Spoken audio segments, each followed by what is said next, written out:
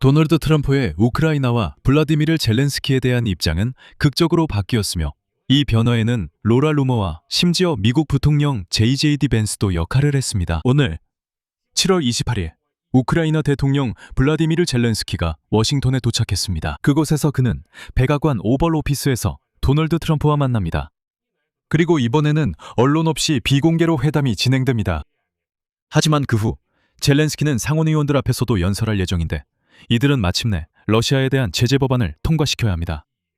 미국 언론의 평가에 따르면 트럼프와 젤렌스키 두 정상의 관계는 지금 인용하자면 그 어느 때보다도 견고하다고 합니다. 그리고 이것은 과거와는 뚜렷한 대조를 이룹니다. 모두들 2025년 2월 오벌 오피스에서 있었던 스캔들을 기억하고 있을 겁니다. 그때 트럼프와 벤스가 카메라 앞에서 젤렌스키를 질책했고 사실상 승리했습니다. 그를 백악관에서 내쫓았죠. 이 몇 달 동안 무엇이 달라졌고 왜 트럼프가 결국 우크라이나 쪽으로 방향을 틀었을까요? 이상하게 들릴지 모르지만 답은 외교에만 있는 것이 아니라 오히려 전통적인 외교에는 전혀 있지 않습니다. 오히려 마가와 블로거들의 세계에 있습니다. 복싱 이벤트와 피슌이라는 흥미로운 이름을 가진 우크라이나 요격 드론의 세계에 있습니다. 오늘 이 에피소드에서 자세히 알아보겠습니다. 각 측이 두 대통령의 만남에서 무엇을 기대하고 있는지 살펴보겠습니다. 도널드 트럼프의 입장에 그의 동료들, 마가 블로거 로라 루머부터 부통령 JJD 벤스까지의 변화가 어떤 영향을 미쳤는지 알아보겠습니다. 또한 키예프가 트럼프 지지층의 호감을 체계적으로 얻는 과정도 살펴보겠습니다. 또한 이 마가 운동이 우크라이나에 어떤 도움을 줄 수 있는지 살펴보겠습니다. 이것은 정말 흥미로운 이야기로 많은 흥미로운 뒷이야기가 담겨 있습니다. 우크라이나가 도널드 트럼프 지지자들의 관심을 끌기 위해 얼마나 영리하게 캠페인을 펼치고 있는지에 대한 이야기입니다. 이들은 항상 악명 높다고 여겨졌던 사람들입니다. 제 이름은 알렉세이 패치입니다.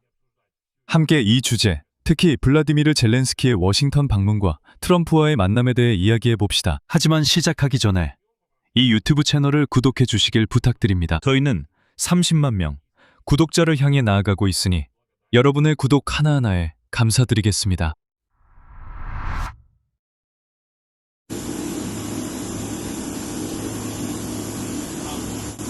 Washington.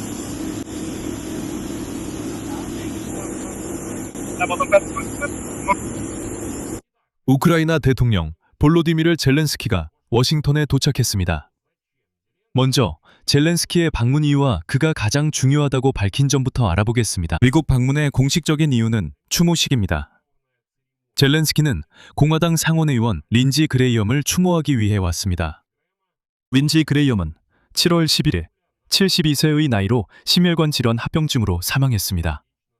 젤렌스키는 린지 그레이엄을 상원에서 우크라이나의 주요 동맹 중 한 명으로 여겼으며 그레이엄은 사망하기 얼마 전 키이우를 방문하기도 했습니다. 하지만 물론 장례식은 이렇게 들릴지 모르겠지만 단지 명분일 뿐입니다. 가장 중요한 일은 이미 백악관 오벌 오피스에서 벌어지고 있으며 앞으로도 그곳에서 벌어질 것입니다. 볼로디미르 젤렌스키는 워싱턴 도착 직후 우선순위를 분명히 밝혔고 곧 그의 인용문이 이어집니다. 이미 미국에 도착했습니다. 일정에는 도널드 트럼프 대통령과 그의 팀, 그리고 방어 지원이 가능한 인사들과의 만남이 포함됩니다. 우선순위 1번은 미사일 방어와 미국과의 전략적 협력입니다. 평화는 더 가까워져야 합니다. 즉, 우크라이나에게 가장 중요한 목표는 방공과 탄도미사일 방어입니다. 현재 협상 테이블에서 구체적으로 논의되고 있는 것은 방공 강화와 패트리엇 시스템용 미사일 생산 라이선스입니다. 패트리엇용 미사일을 우크라이나 현지에서 직접 생산하는 것입니다. 그리고 아시다시피 여기서 가장 큰 문제는 패트리엇 시스템 자체가 아니라는 점입니다. 문제는 바로 이 요격 미사일의 영원한 부족입니다. 트럼프가 이 만남에서 원하는 것은 무엇일까요? 여기서 양측의 입장이 약간 다릅니다. 그리고 이것을 이해하는 것이 중요합니다. 한편으로는 모두가 같은 방향으로 나아가는 것처럼 보이지만 아주 중요한 차이가 하나 있습니다. 그리고 오늘 뉴욕타임스가 그것에 대해 쓰고 있습니다. 이 만남에서 젤렌스키는 교착 상태에 빠진 평화 협상을 재개하고 더 많은 군사 지원을 얻기를 기대하고 있습니다. 특히 방공 분야에서 말이죠. 트럼프는 전쟁 종식을 논의할 계획입니다. 어떤 방법과 수단을 써서라도 말이죠. 뉴욕타임스는 그 본질을 이렇게 정리합니다. 이 만남에서 트럼프와 젤렌스키는 각자의 목적을 위해 서로를 이용할 수 있습니다. 주목할 점은 젤렌스키와의 회담에 이미 모든 상원의원이 초대되었다는 것입니다. 미국 의회 상원의 100명 전원, 이 말이죠. 그리고 이 모든 일은 린지 그레이엄의 제재 법안이 의회에서 논의되는 가운데 벌어지고 있습니다.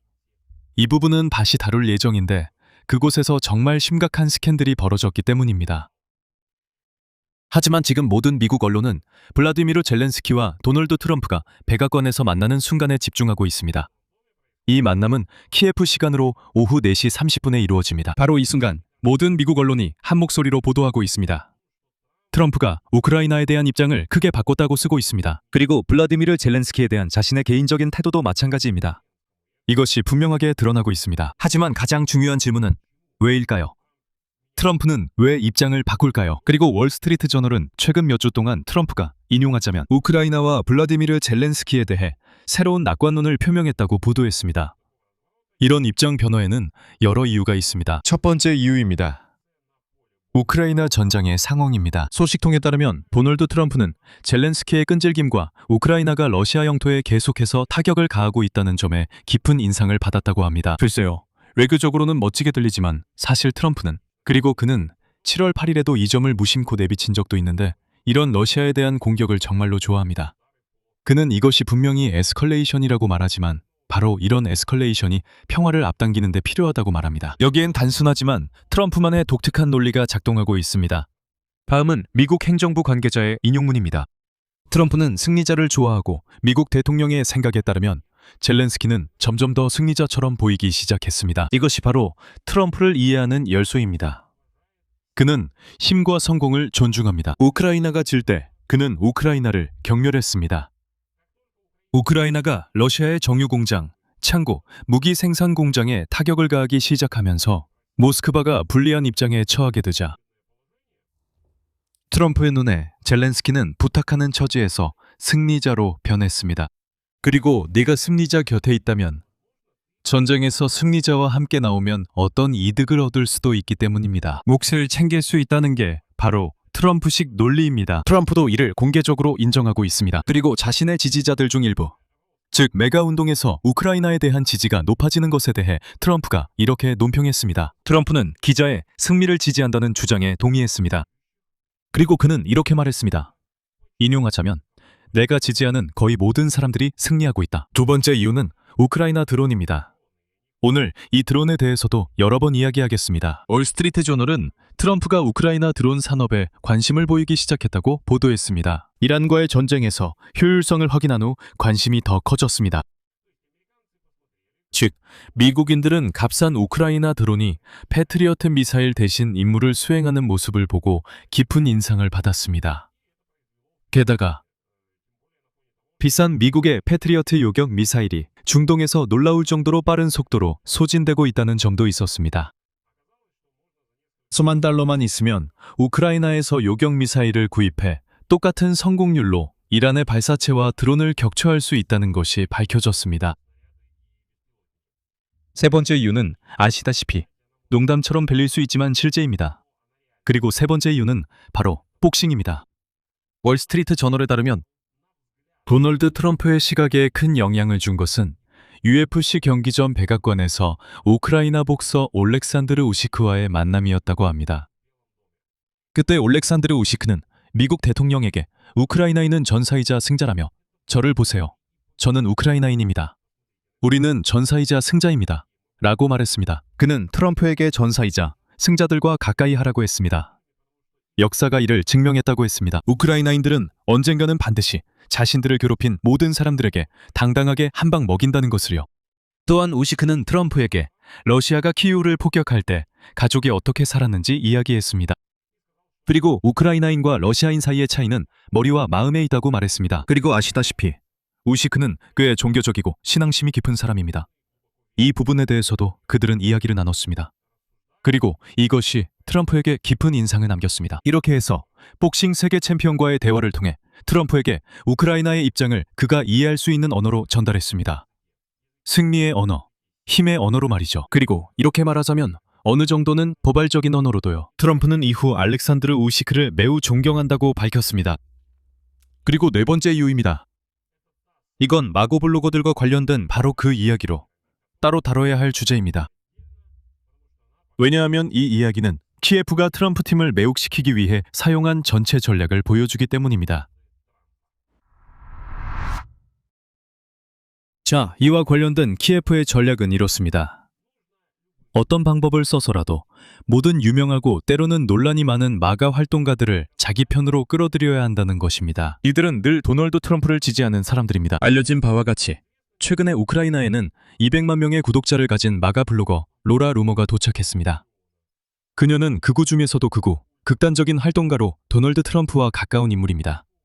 그녀는 트럼프와 자주 포옹하고 사진도 함께 찍곤 합니다. 그리고 그녀는 이미 우크라이나 전쟁의 현실을 보여주었고 젤렌스키와 인터뷰를 했으며 스카이폴 기업을 방문한 모습을 공개했습니다. 여기는 우크라이나 드론 제조업체입니다. 그리고 로라 루머는 공장에서 영상을 촬영했습니다. 이 영상은 이미 모든 소셜미디어를 휩쓸었어요. 미국인들은 거기서 와우 감탄하고 있습니다. 이게 뭐지? 이게 정말 우크라이나에서 일어나는 일이야? 이런 반응입니다. 영상에서 로라 루머는 도발적인 이름을 가진 우크라이나 요격 드론을 손에 들고 있습니다. 그건 P1선이고 우크라이나에선 P슌이라고 불립니다. 아, 그렇군요.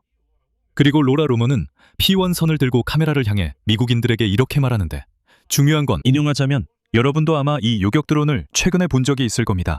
여러분 안녕하세요. 저는 로라 루머입니다. 저는 현재 우크라이나의 유명한 스카이폴 기업에 있습니다. 여기서 드론을 생산합니다. 저는 지금 P1선 요격 드론을 들고 있습니다. 여러분은 최근 이 요격 드론을 봤을 수도 있습니다. 바로 그 동일한 기체이기 때문입니다. 이것은 상원 의원 린지 그레이엄이 비극적인 죽음을 맞이하기 불과 이틀 전에 들고 있었던 바로 그 기체입니다. 많은 사람들이 이 사실을 모릅니다. 하지만 실제로 린지 그레이엄 상원 의원은 71번째 생일을 축하하고 있었습니다. 그날 그는 우크라이나의 드론 공장을 방문했습니다. 그리고 상원 의원이 자신의 생일을 그들과 함께 보낸 것에 대한 존경의 표시로 스카이폴 회사는 드론 하나를 사용했습니다. 드론이 생일 축하합니다. 린지 그레이엄 상원 의원님 팻말을 들게 했습니다. 그들은 린지 그레이엄 상원 의원에게 요격 드론 하나를 선물하려 했습니다. 실제로 그들은 린지 그레이엄 상원 의원에게 요격 드론 하나를 선물했습니다. 하지만 누구도 이틀 후 그가 죽을 줄은 몰랐습니다. 그래서 이 영상을 저에게 독점 전달해 주었습니다. 이 영상을 린지 그레이엄 상원 의원 장례식 날 미국 국민들과 공유하려고요.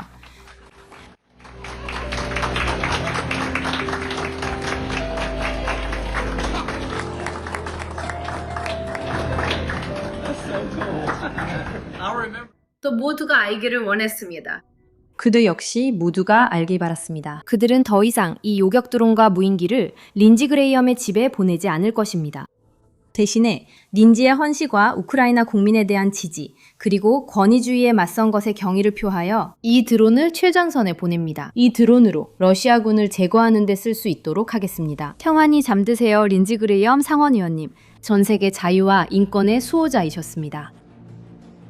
이것이 오늘 젤렌스키 대통령의 워싱턴 방문과 모든 이야기를 연결하는 중요한 세부사항입니다. 로라 루머는 자신의 우크라이나 방문을 린지 그레이엄 상원의원의 추모에 바쳤습니다. 바로 그 장례식 밤에 블라디미르 젤렌스키가 오늘 도착했습니다.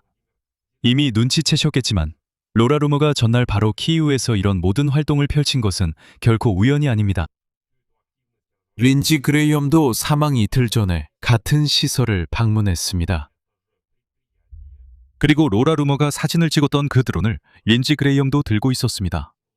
루머에 따르면 회사는 이런 드론들 중 하나를 린지 그레이엄에게 선물할 예정이었습니다. 하지만 그의 사망 후 블로거 루머가 언급했듯이 그레이엄의 헌신을 기리기 위해 드론은 최전선으로 보내질 예정입니다.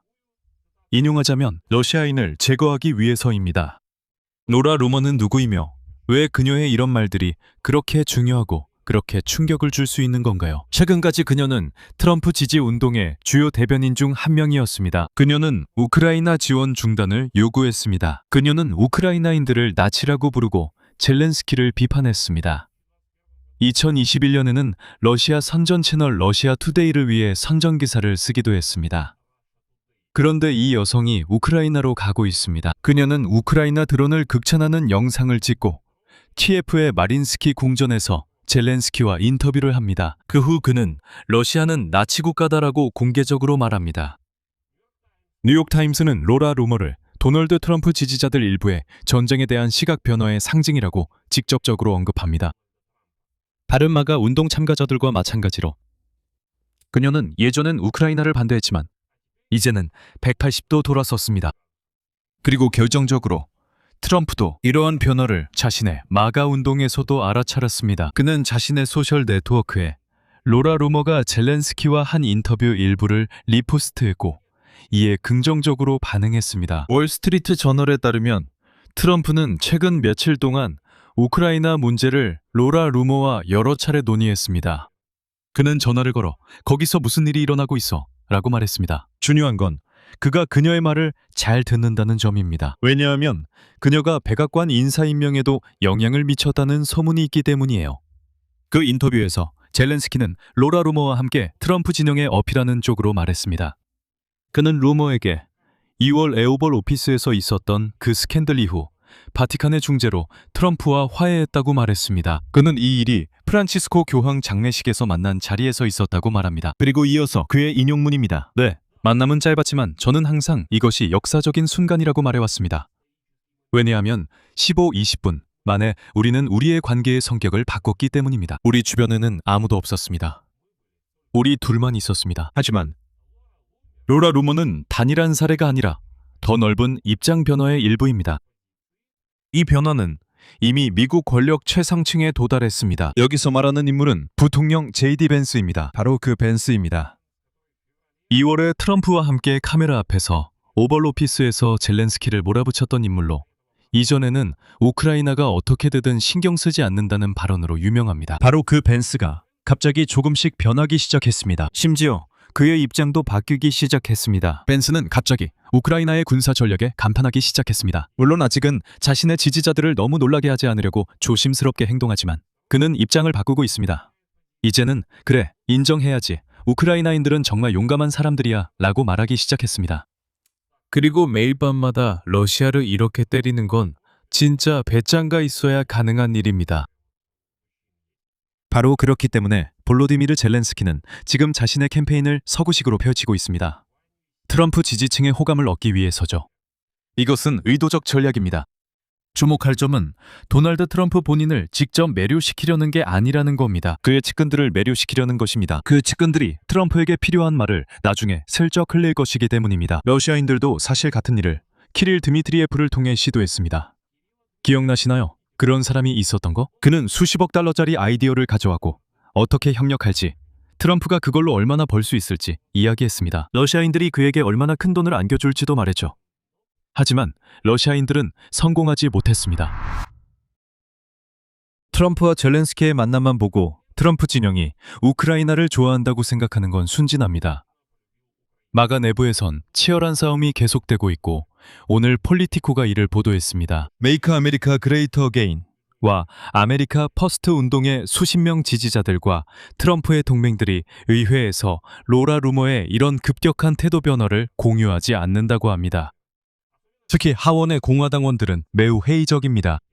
이들은 애초에 우크라이나 지원을 반대하던 이들입니다. 그들의 주장은 매우 강경하며 로라 루머가 매수되었다는 비난까지 하고 있습니다. 우크라이나인들이 로라 루머에게 돈을 주고 이런 발언을 하게 했다는 말입니다. 예전엔 러시아인이, 지금은 우크라이나인이 돈을 줘서 그녀가 입장을 바꿔떨린다는 말입니다. 마가와 연관된 일부 공화당원들은 루머가 우크라이나에 대한 새로운 입장을 홍보하는 대가로 자금을 받고 있을 수도 있다고 직접적으로 밝혔습니다. 그들 말로는 어떤 공화당원도 키이우에 대한 태도를 바꾼 적이 없다고 합니다. 그리고 예를 들어 공화당 하원 의원 팀 버쳇은 이렇게 말했습니다. 저는 마가를 대신해 말할 수는 없지만 저는 우크라이나를 지지하지 않습니다. 정치인들과 대화한 사람 중 한 명은 외국의 이해관계가 우파 언론, 그러니까 바로 그 언론에 미치는 영향에 대해 논평하면서 아주 우려스러운 발언을 했습니다. 도널드 트럼프를 지지하는 언론입니다. 인용하자면 외국 정부와 외국 이해관계와 연관된 조직들이 미국의 우파 미디어 환경에 침투했습니다. 이 공간은 완전히 통제 불능 상태가 되었습니다. 제가 다시 말씀드리자면 우파 운동에는 폭스 뉴스도 포함됩니다. 즉, 마가 내부에서도 누가 누구의 돈으로 입장을 바꾸는지에 대한 편집증이 있습니다. 우크라이나 여행 자금에 대한 질문에 대해 루머, 본인은 우크라이나 정부가 이 여행 경비를 부담하지 않았다고 밝혔습니다. 그래서 상황을 객관적으로 보면 이렇습니다. 방연 전원은 실제입니다. 그것은 최고위층까지 전달되었습니다. 하지만 내부의 저항이 엄청나서 이 문제가 완전히 해결됐다고 말할 수는 없습니다. 그래도 객관적이어야 합니다. 여기서 미국이 전쟁에 대해 공개적으로 밝히는 입장에 관한 두 번째 이야기를 언급하는 것이 적절합니다. 참고로 이것도 변호의 또 다른 포인트입니다. 유엔 안전보장이사회 회의에서 미국 부대표 댄 미너 네그리아는 러시아와 우크라이나가 협상을 재개하고 장기적인 해결책에 도달할 것을 촉구했습니다. 러시아의 7월 공격은 18일부터 19일까지 러시아의 탄도미사일과 드론 공격으로 여러 명이 사망하고 수십 명이 부상당한 것으로 전해졌습니다. 이 미사일 중 하나가 흑해에서 곡물들을 실은 민간 선박을 명중시켜 인도와 시리아 출신 선원 10명이 사망했습니다. 이러한 희생자들과 수많은 다른 사망자들은 러시아가 트럼프 대통령의 전쟁 종식 협상 촉구에 응답했다면 피할 수 있었을 것입니다. 이미 말씀드렸듯이 이 전쟁에는 군사적 해결책이 없으며 우크라이나와 러시아는 협상 테이블로 돌아가야 합니다. 너무 많은 피가 흘려졌습니다.